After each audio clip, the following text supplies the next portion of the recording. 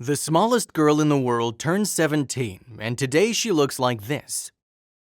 Kennedy Jordan Bromley from Ontario, Canada is just like any other child. She goes to school and loves sports and drawing. However, there's one thing that separates Kennedy from her classmates, the fact that she's only 99 centimeters tall. When the little girl was born in February 2003, she weighed only 2.5 pounds. She suffered from an unusual form of cardiovascular disease that affects only 100 people in the world. The nurses nicknamed her Thumbelina. The little girl's chances of survival were bleak. The rare condition can cause complications such as delayed mental development, respiratory disease, and digestive problems. And because the girl suffered from brain injuries, the doctors in the hospital feared she would only survive a few days. Her parents were devastated. They decided to christen their little girl the same day she was born so she would at least have a name when she left them. "We thought we were going to take her home to die because that's what the doctors told us," Mom Brienne tells Barcroft TV. The days passed, but Kennedy refused to give up. She beat all the odds, and her parents soon realized that she was going to make it through. It was a miracle. 14 years later, Kennedy's still surprising everyone around her. Her legs and arms are underdeveloped, she has difficulty learning new things, and she's only 99 centimeters tall. But she's a happy young girl who lives life to the fullest. Kennedy loves ice skating and bowling. She goes to school with other children her age and will soon start swimming lessons. And most importantly, she spreads joy to everyone she meets. "Kennedy makes me laugh. She's very empathetic. If you hurt your finger, she comes and gives you a hug. She's got an infectious laugh that makes you want to laugh along with her," Kennedy's assistant Jessica Putnam tells Barcroft TV. Life will continue to be a challenge for this family. Kennedy's constantly faced with new medical problems, but the family takes everything one day at a time and remains positive. "I want her to smile and be successful. If we can get through today, then we'll see about tomorrow," Mom Brienne tells Barcroft TV.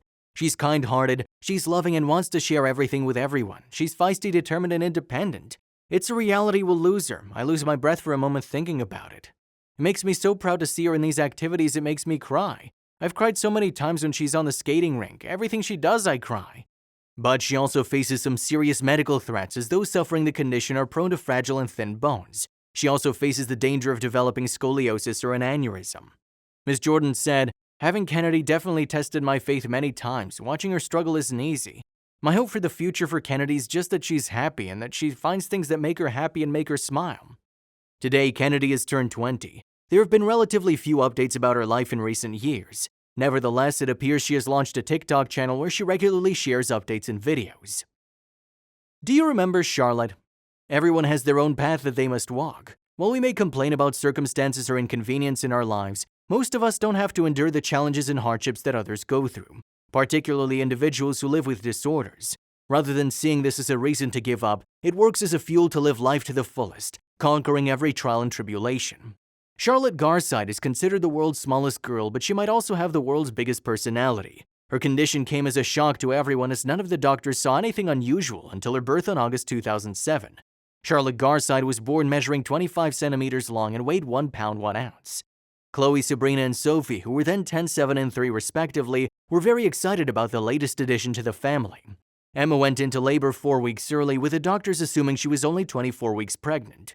"I was in a lot of pain and in an emotional state. No one seemed to know what was happening apart from my baby was maybe premature," Emma recalls.